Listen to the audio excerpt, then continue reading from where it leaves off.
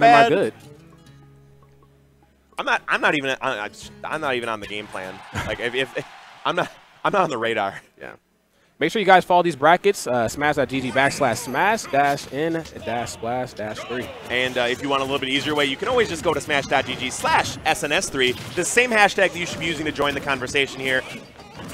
What we're going to have upcoming, actually on screen right now, is going to be Ally out of Canada and Larry Lurr out of the USA versus Netherlands' own Mr. R and New Jersey's Mr. E. There it is. I really feel like the swordsmen have the early advantage here as far as like matchups, but because you know the plumber and the fox have to be so close, but that is not in practice showing off right now because the swordsmen are looking pretty unhealthy. Yeah, they're very unhealthy here, and that's one of the trade-offs that you get from maining a swordsman. You know, you can combo very, very well. As you know, your arrows are very, very huge hitboxes, but most swordsmen in this game get smacked around pretty easily by these light guys. Now, on the flip side, though, the red team has to make sure that they're positioned correctly. They don't get the luxury of just swinging out in there and then just knocking you, into your opponent. Yeah, having those disjoints is all important in this matchup, and you have to use them effectively.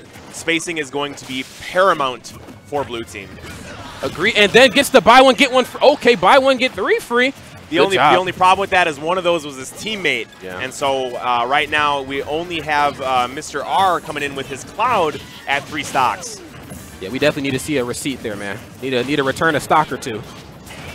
Okay, Larry Lurr with the nice landing covers with the dare, but then sneaks in the up smash, and just like that, my man Mr. R is out of the picture. And what Mr. R was trying to do there was he was trying to delay his regular cross slash long enough for Mr. E to be able to recover and sort of add support and get rid of Fox. Not able to happen, and now we are all evened up as far as stocks go. Yeah, very, very even match here. I'm really surprised to see Mr. E go Marth. I know he's been talking about playing a lot more Lucina just due to the overall positioning that Marth needs in doubles, but maybe he's very comfortable in this matchup. I mean, Marth has some very strong normals because of the tipper effect, but unfortunately not strong enough. That stock is gone, and right now the red team, they take the lead again. Okay. Nice dancing blade there. Needs a little bit of room to breathe. The pressure that Fox brings to the match is immense. And Fox just walks up and grabs Mr. E there. He kind of got stuck in shield, and Ally is going to be taking care of Mr. R there. Red team with a pretty commanding lead. They are actually just staying in the grills of blue team, not letting those disjoints dictate the match like the preview seemed like it would. Yes. Okay, try to hit him with the PGA up smash, but Mr. E there with the nice coverage. The turnaround forward smash, I don't even think that was the tipper effect. That was just a lot of damage and a lot of good spacing. And the biggest thing about that, though, is that he hit Mr. R with the weak part of his sword, so he didn't have to worry about accidentally adding too much damage on him. And we talk about the situational awareness, man. Like, that was just so smooth. Okay, and again, Mr. E finds himself off stage, but Mr. Okay, Ally. Ally trying to go for the very patented flood, then cape shenanigans off stage. You know, that's one thing that a lot of people have always wondered. Ally, why do you flood so much in neutral? And it's because it pushes the opponent back for free and lets him encroach a little bit more and a little bit more. Wow, no, it's not going down like this. Yo, we saw Mr. R do a very similarly incredible tech against a Ness earlier in singles, teching off the up B off the bottom of Smashville. We saw another incredible DI'd into the stage there to save his life and maybe give his team a chance. Let's talk about Mr. R's positioning and his movement right now. The perfect pivots, the nice trots in and out, but sadly there's not enough movement in the world to evade Ally's up smash. That's basically a bear trap. Like, he landed on him and it just snapped shut and took him off the top with that brilliantly locked and loaded up smash. And by brilliantly, I mean a little bit of sarcasm because you literally, like, one stick move, one button press. That's all it takes. I'm telling you, man. That's the winner. But obviously, Ally played outstandingly to get to the point where all it took was that easy move. Can somebody tweet me and just tell me why Mr. E cut his hair? I mean, I can't fault him, but it's like, dang, man, you had the luxurious locks and you chopped it all off. You know why he did? Did you not see that perm that he got? Oh, man. That perm. Come on, man. That was beautiful. Sometimes you got to raise the forest and start anew. Sometimes you gotta build from the ashes of the old. Man, those locks were luxurious, but I do understand where you're coming from, man. All right, a better start here for the blue team. We're finally seeing some stage diversification here. We saw a lot of Town and City that last one. Now FD and Battlefield coming up here in game 2. Yeah. I gotta say, I think this is a much, much better pick than FD as the starter. Yeah, each character has a bit more longevity to bring to the table here. As you know, the blast zones are very immense. I mean, if you've been paying attention to Smash 4, you haven't been living under a rock, you know that. And big thing also, too, is that these swordsmen can reach through the platforms if the Fox and the Plumber get stuck. Okay, Larry Lurr wasting no time recovering back towards the stage. As you know, the off-stage pressure, if you stick it to Fox, it's a bad time for him. Larry Lurr is very on the up and up about that as he's going up against two swordsmen, two of the best swordsmen to pick up smash for. Okay, nice spot dodge there, understanding that Mr. E was looking for a back throw. And Larry Lurr got an up tilt almost to a dare there from Ally, and a tipper forward smash from Mr. E. Perfectly placed, and that's the spacing that I was talking about that we needed to see in game one. Oh, man, but speaking of getting sent to space, man, the patented dare into up smash, we've seen it time and time again through many iterations of Smash, and it has the same effect every time it lands. And that's typically death. Okay. So we are all evened up here, man. We could not be closer going into this second stock all around. Neither side wants them to advance and really get that slight lead because, as you know, I mean, you give one side an inch, they're going to take a mile, and man, they're doing a solid job of just staying and keeping this one close. Yeah, this is a completely different story from game one. Blue team, again, really utilizing their spacing tools to keep these guys out. Larry Lurr going to have a tough time coming back here, but Ally comes over and lets him get back in the ring. Back air. Larry Lurr seems to always find the target with that, but so does Mr. E. Gets Larry Lurr off stage, but instead of focusing on him, shifts focus back towards Ally. I guess they understand that Ally is going to be more of like that stock tank rolling here, and I guess they just want to get rid of him early on. Okay. And that rapid jab, actually, Mr. R falls out of it, but doesn't realize he falls out, not able to punish the ending on that, and it's sort of a missed opportunity there. I really feel like he could have unloaded a limit cross slash. Yeah. Larry Lurr, what you're living like Larry, man. Yeah, I tell you what, that was bold. That was bold cotton, and it did not pay off for him, but he also didn't eat a punish, so it was all right. Still held on to that stock there very proficiently here. Okay. Trying to sneak in those up tilts, just says, you know, I'm going for a jab, but the limit climb hazard takes Ally stock, and now he's down to one. Ramen, that was absolutely incredible, man. When you watch this back, he knew that Ally was going to come right at him to try and put him back off stage, and just uncorked that amazing up B that we've seen so much more use out of lately from these Cloud mains. Yeah, the right play at the right time, and man, does that move have a pretty solid size hitbox. Mr. E trying to recover and hold on for dear life. He's sitting at a very uncomfortable 99%. That's just not where you want to be right now in doubles, especially when you're the one that's been cleaning up the stocks. Okay, taking Ally for a ride. I like the up airs, man. Cloud's in the gym.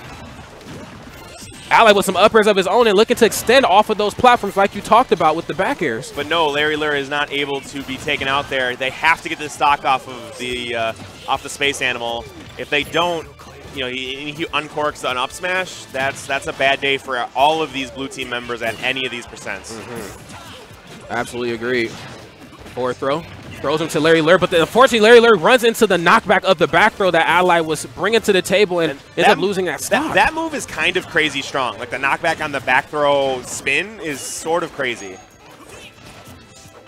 Okay. Larry Lurr, what's he going to do with it? Has a fresh stock right now, and he has his focus on Mr. R here. Mr. E, again, out of the picture a lot earlier than he expected, and now leaving Mr. R to all his lonesome.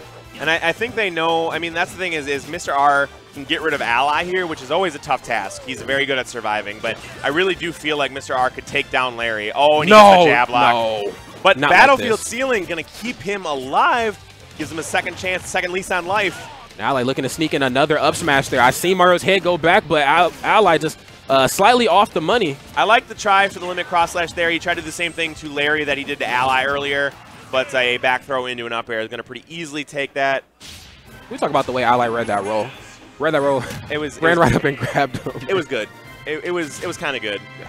Just a little bit, man. I mean, so, it's only Ally. I think the biggest thing here, the key is going to be this guy. Is going to be Mr. E. He's got to live a little bit longer. Yeah. If he doesn't live a little bit longer, we're going to have a long day. And I think he made the right switch to live a little bit longer and to take some stocks. And going Lucina, I'm very appreciative of this. Now we have seen a number of tipper forward smashes take care of stocks here, but I think the more consistent blade damage that Lucina is going to be able to bring is hopefully going to be the difference maker. Consistent blade or persistent blade, man? I mean, which one is it? Is it consistent or persistent? It is a consistent blade when used by persistent blade, but it's not. No, we're seeing him used by Mr. E here, who is a great Marcina main all around, one of my favorite players, and a true homie, but I really don't want to see a 3-0 here, so I hope that he is able to find some magic pull a rabbit out of a hat or possibly a fox off the top of the stage. Yeah. You know, foxtails, I believe, aren't those good luck?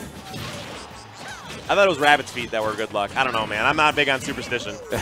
I'm not big on hurting animals either, man, but I can't say the same here for the blue team. Oh, Ally with the double back air, but Mystery does have his jump and reads that Ally was going to go for the ShamWow cape, prevents him and lives. Okay, Mr. E. Okay, you know, he did switch, and he is sitting pretty uncomfortably right now, so let's see if he can kind of... Oh, well, no, he gets... and the front part of that forward smash is going to take care of it.